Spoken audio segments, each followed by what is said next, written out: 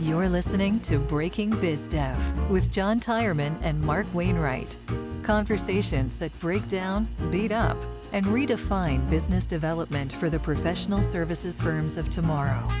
And now for your hosts, John and Mark. Welcome back to another episode of Breaking BizDev and Happy New Year's 2025. Mark, I'm excited to record this podcast with you and be in the ears of our listeners as we kick off the new year. All sparkly and new, John. There's nothing but opportunity ahead of us. That's right. 2024 is in the rearview mirror and 2025 is here. I almost consider sort of like that September window, sort of the unofficial beginning of the new year, because lots of things start happening that hopefully look forward. I know now that we're here in January, hopefully the people in the organizations that listen to this podcast have paved a smooth path into 2025, but unfortunately many may not have. So today we're going to talk a little bit about, now that it's January. Oh, shit. We should have done that last month.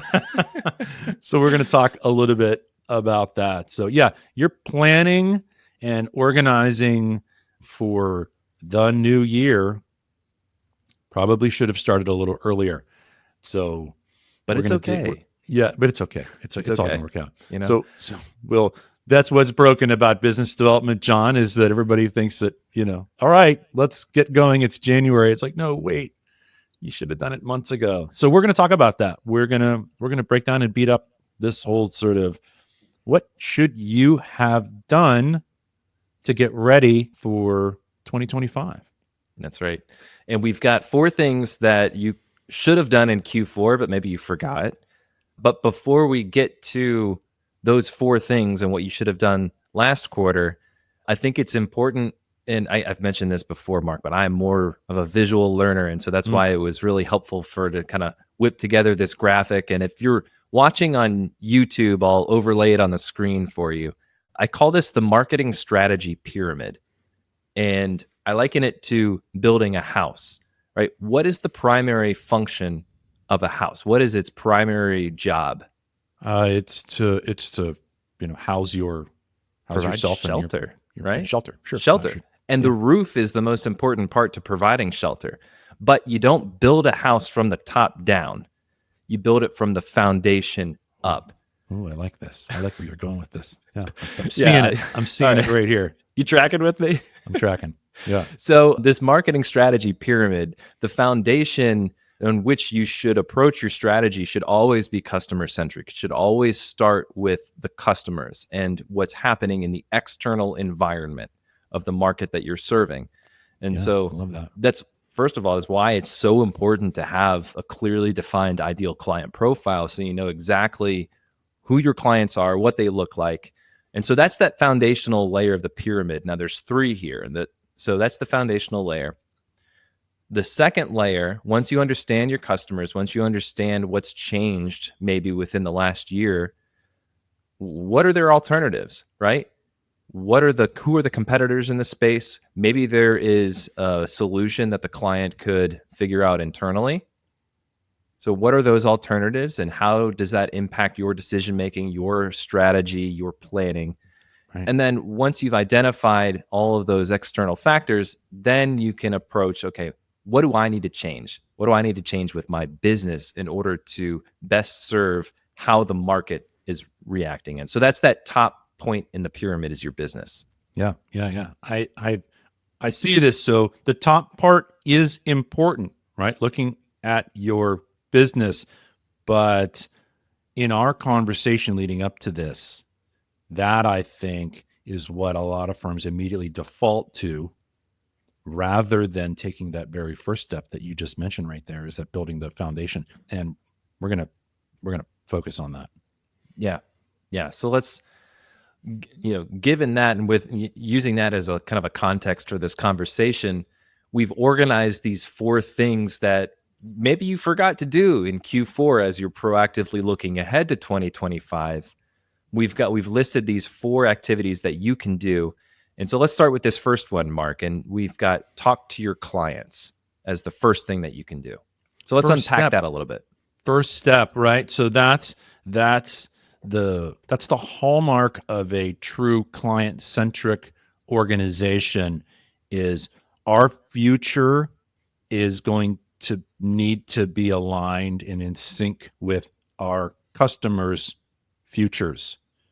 So we need to go talk to them. And I wrote down some of the questions that I pull out again and again and again, not just for this sort of annual fourth quarter looking forward planning stuff, but when we're doing account development plans, when we're creating call plans, when I'm creating call plans for important client conversations with some of my clients. What are these are kind of evergreen questions that I turn to again and again. And they are, not focused on the super details of things. They don't get into the weeds and the nitty gritty, but these are fantastic questions to go and talk to your clients about. And I wrote down 4 of them or so right here. So the first one, what are the biggest challenges facing your business, industry, organization today? What is that snapshot? What are you seeing today? And the second one is, what are your plans for the future? What are your plans to react to those changes in the market? What do you see happening, and how's your business going to change course to stay ahead of those industry challenges? The third one is a little bit of a question about our relationship with our clients. What do you appreciate most about working with us?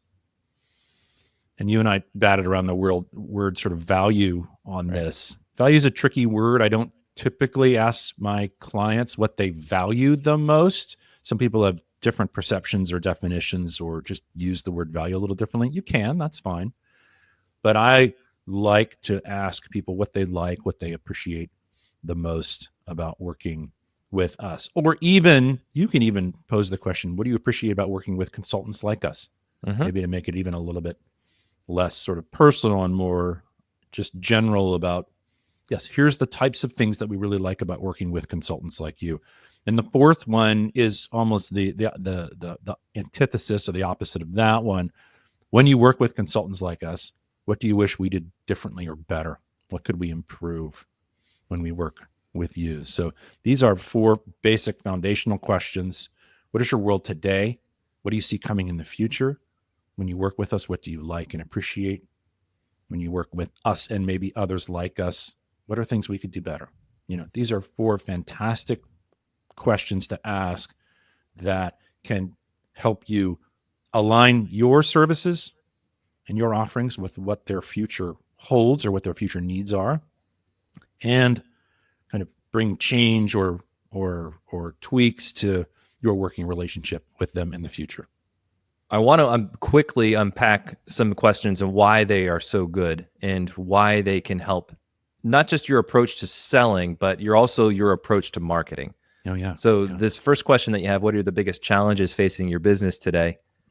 What that does is the responses from that question illustrate the range of challenges that your clients face. But then if you go and you ask multiple clients that same question, and then you look at the responses and the distribution of the responses and then the common categories of responses, you can start to paint a picture of where does the primary challenge that you solve rank in terms of the overall business challenges that are facing your client.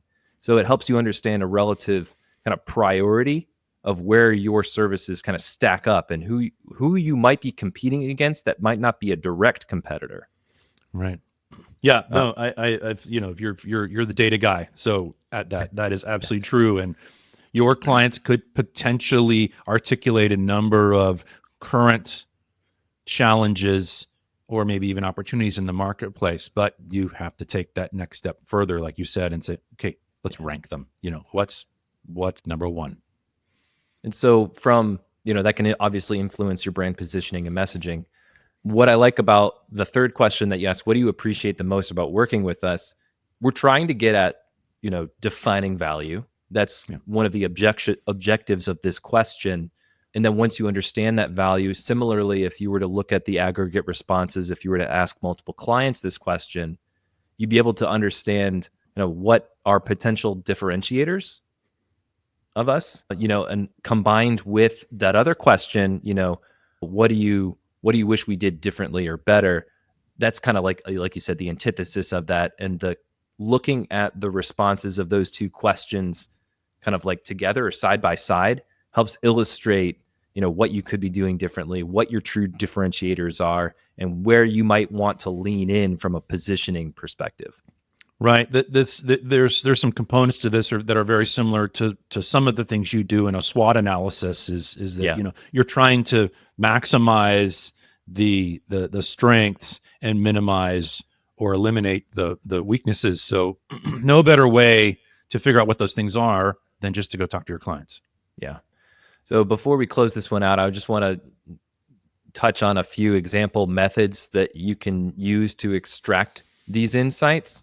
So obviously you could schedule synchronous conversations, and that's probably the best way to do it, right? That's probably the best method of kind of having those conversations and pulling that out from your clients. Surveys are another way to do it. If you are a larger firm and you do have a lot of clients, surveys can be a way to get some quick insights. I will say that a podcast is also a great way, and maybe like a method that most might not think of for market research. But interviewing your clients on a podcast and telling the client success story in their own words can be very powerful from a marketing perspective and a case story perspective. But you can also leverage that for insights for market research as well. Good. I love that. And you mentioned those client success stories, and hearing your clients articulate the things that they appreciate or value about you and the work you do with them. That just take that, put some quotation marks around it, and throw it up on the billboard. Like that's the stuff. Here's what our clients say about us. Right? It's not here's why we think we're great. That's not it. Right? It's here's why our clients love us. Right? Social proof. That's the perfect marketing. Yeah. All right. So that's the first thing that maybe you forgot to do in Q4. Talk to your clients. So Mark and I, we just broke down how you can do it, what you can ask. So I think that there's a lot of tangible things that our listeners can take away from this conversation and apply themselves. Let's move to that second thing that folks, maybe they forgot to do in Q4 as a part of a proactive look at 2025. The bullet point here is optimize your client portfolio. So let's break that one down. Yeah, take a hard look at your, what you have under backlog right now, your existing clients, what's going well, what's not going well. And then obviously, John, I'm the sales guy. Let's look at the pipeline. Let's get really kind of, dig deep. Let's put that under the microscope and see if the pipeline is really the firm you want to be in 6 months, 9 months, 12 months, because that's what it is. Your pipeline is your crystal ball into the future. So we look at both of those things. What are we working on now, or even what kinds of things what types of clients, what types of work did we do recently, currently, and then in the future? Yeah, those three are great elements. And I know you had some stuff written down here that was a little more dug into those a little more deeply. First of all, as you're thinking about your client portfolio and the clients that you have, are they the right mix? Are there some clients that should be pruned, that aren't delivering the margins that you need to be able to grow your business? We've talked about this in the past, that not all revenue is good. And this is a time to do that exercise and to do that kind of digging into, are there opportunities to prune clients? And then does that free up bandwidth for your team to be able to take on higher margin revenue work? The account development plans I work on with my clients, what opportunities are there for growth with specific client accounts? Having consistent, regular revenue that is profitable with certain clients is great, but are there particular ones that show opportunities for growth? Can you double or triple your revenue in a profitable way with some of your clients, and can they take you to places that you want to go? Right? Can you doing the type of work, going to certain geographic locations, just chasing after the same goals together, that sort of thing. So those are this is a fantastic opportunity, or Q4 was a fantastic opportunity to reflect on exactly who those client organizations were, and let's spend some time on them. Just as a quick aside, I'm curious is if there will be folks who are listening to this episode in October 2025.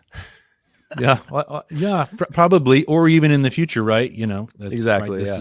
This is designed to be kind of a seasonal episode, but I think the ideas are absolutely evergreen. So totally.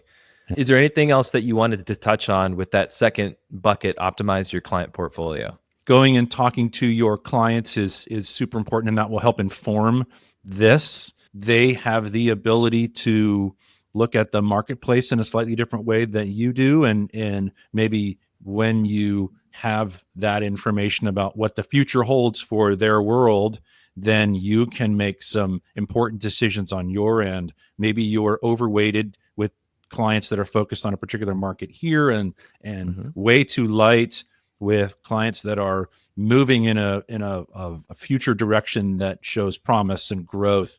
So maybe you need to just alter that, and maybe it's less about stopping work with particular clients. Maybe it's more about how are we investing our time and energy and resources in marketing and in moving opportunities through our pipeline in certain areas, compared to others. We should under resource that type of stuff, because that's yesterday's stuff. We want to focus on the things that are going to grow tomorrow. So let's over resource that.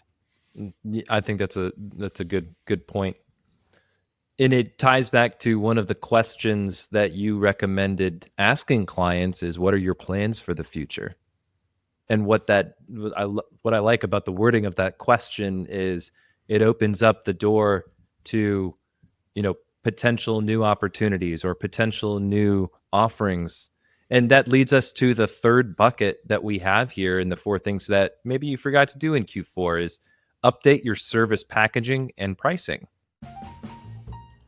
You're listening to Breaking BizDev, the podcast that beats up, breaks down, and redefines business development for the professional services firms of tomorrow. Your hosts are John Tyerman, founder of Red Cedar Marketing, the podcast marketing company for experts and professional services firms, and Mark Wainwright, principal consultant and founder of Wainwright Insight, the fractional sales manager and sales consultant to professional services firms. If you find this podcast helpful, please help us by following the show and leaving a review on Apple Podcasts. And now, back to the show. A lot of firms I know that we're connected with that listen to this, engineering firms, architectural firms, and a number of project-based firms like that don't see an opportunity for themselves to productize anything they do. They approach every single new project as a bespoke thing, right? It's we start from step zero, we work our way up. Everything is new, but that's not necessarily true. Every organization that I work with does things in a sequence or a somewhat predictable fashion, at least for part of the journey together, at least for part of the work. And I think there's always an opportunity, and particularly in Q4, there's always an opportunity to review the things you do and the way you do them, and to start to productize them, i.e., some work that is done very early on that is more sort of, assessment and discovery in nature, kind of just answering a lot of questions early on that your clients encounter.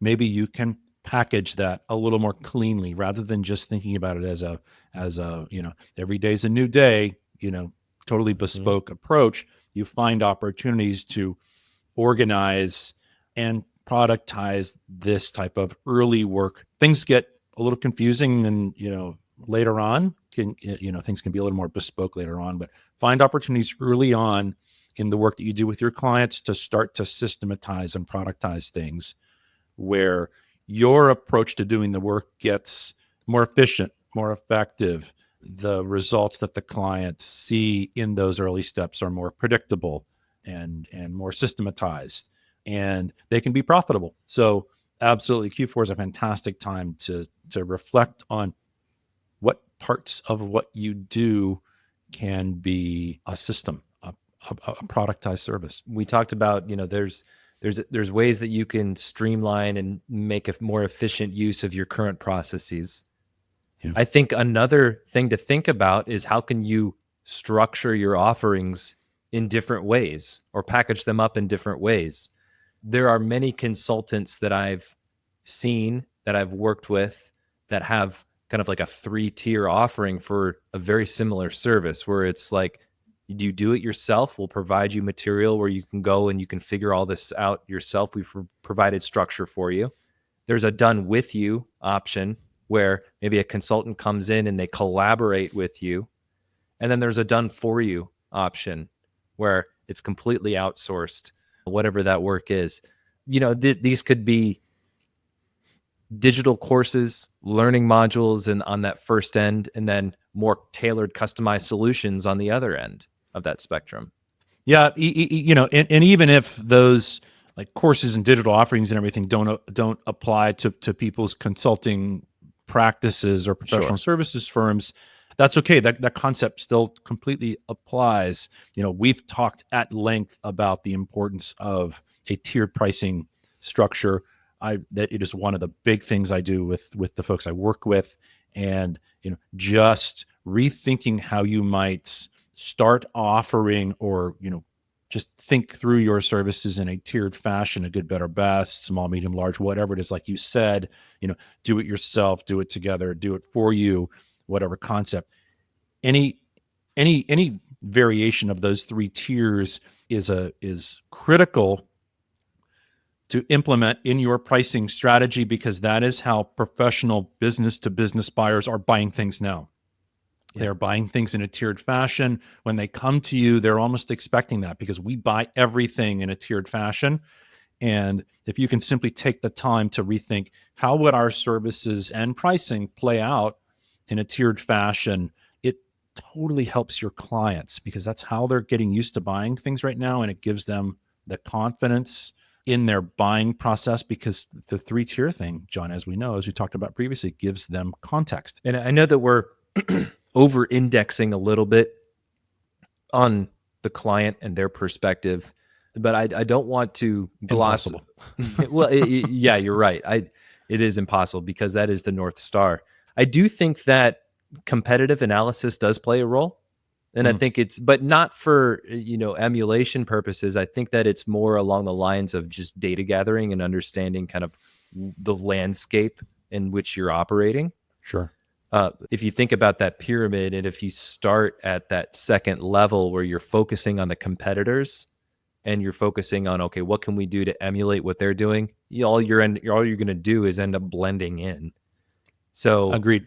I think that there's a time and a place for that. I didn't want to gloss over that, because there is value to doing competitive analysis and understanding, what the market is charging for services, what the customers are exposed to, that kind of things. So I just wanted to touch on that. Oh, absolutely. That's the 10-page summary of the 200-page Blue Ocean strategy book, right? That's it, right? It's, swim to blue water, and that can't be done in a vacuum. It needs to be done both with your clients and, kind of having a really kind of clear understanding of where you sit in the marketplace and where the opportunities are. So yeah, if everybody is moving in one direction, if you want to blend in, swim with them. But if you do not want to blend in and you want to find yourself in a place where there's little or no competition, swim to the clear water. So let's get to the 4th thing that you forgot to do in Q4 to help you proactively plan and strategize for 2025. And that is talent management and development. So we've got here, build a plan for talent management and development. And I think that kind of starts with looking at how your business development function is organized. Again and again, when I review job descriptions for people who, we've beat up job Yeah, descriptions we in the have. We should do it past. again. Yeah, we should. We should. It is evergreen. But, people who will have some amount of new business development responsibility in their job, it's kind of casually mentioned or even just implied in their job descriptions. And, fast forward fast forward years, and I can sense some resistance in an individual I'm working with about this whole new business thing. They just don't know what's going on. I don't see any kind of good activity, good motivation, whatever else. And I say, what's going on here? What's, and their default position is always, look, that's not what I was hired to do. Right. So, the best time to rethink, rework job descriptions and have them be more explicit about all this new business stuff, about marketing responsibilities, about sales responsibilities, about revenue responsibilities. The best time to do that was last quarter. Yep, 100%. And we've got an episode coming out in a few weeks around, how to be accountable when you lose. And that, I think that there's a lot of similarities that we can point to here, because you want your talent, you want the people within your organization to be continually learning and growing, because especially in professional services, these are people-focused business, people-oriented businesses. And if your people are learning and growing, then your organization is learning and growing. And you really need to have a plan to be able to kind of create a cultural environment and invest in that learning and growth. I mentioned earlier that the language for those senior positions, around sales, new business development, that kind of stuff, that language is often missing. I'd even say that needs to be introduced early, into the junior positions. Maybe you're just kind of hinting at it, but you are showing them a pathway for growth that starts with opportunity and eventually walks its way to responsibility and accountability. But just presenting the opportunity for younger and younger team members to be involved in and to touch this marketing, sales, new business stuff, sets a precedent that this is culturally important for our organization to start early, constantly present opportunities for growth, and then ultimately, have individuals who are stepping forward and who are responsible and accountable and welcome, the all the hard work that comes along with sales and new business. Yeah, I agree. And we've talked about that before. I believe it was Mastering BizDev in Your Career, Right. where we talked about how folks from a recent college grad all the way up to, firm leadership and a seasoned executive, how they can contribute to business development. And it doesn't matter if you have a centralized business development organization or if it's decentralized across doer sellers within your organization. I completely agree that business development, people can start contributing to business development right away. Yeah, yeah. And there's a lot to know in these various industries, professions, firms, experts. It is not a light load. There's certifications, there's constant training, there's a lot to do, but we always have to keep our eyeballs on this whole new business thing. The other thing, unfortunately, that happens is they reach their senior point in their career and all of a sudden they're promoted and handed this wonderful opportunity to go drive revenue, and they think, wait a minute, what just happened? I'm not ready for this. So absolutely the best time to start rethinking all of this last quarter, because when you start hiring new people, new team members in 2025, you want them walking in the door understanding that that's how we do things around here, and that is the expectation of people who are part of this firm, is that we start easy, we start small, and then we grow from there. That training and that development plan won't have any impact if it's not built on the right foundation. And that's why it's important. And these 4 things that we mentioned are in a very specific order for a reason, because the strategy and the plans that you develop around that strategy have to be built on a foundation of customer insights. Right. Talk to your clients first. Then think about what's happening inside your organization, both from a, service offering, client makeup, and then ultimately look at your business. But don't start with your business first. Just to wrap things up, the 4 things that you forgot to do in Q4: talk to your clients, optimize your client portfolio, update your service packaging and pricing, and then finally develop a talent management and development plan. Good. I love it, John. This was a fun episode. Until next time. Until next time, Happy New Year's. Happy New Year's. Thanks for listening to Breaking BizDev. Subscribe on Spotify and Apple Podcasts or listen to the show at breakingbizdev.com. This episode was produced by Red Cedar Marketing.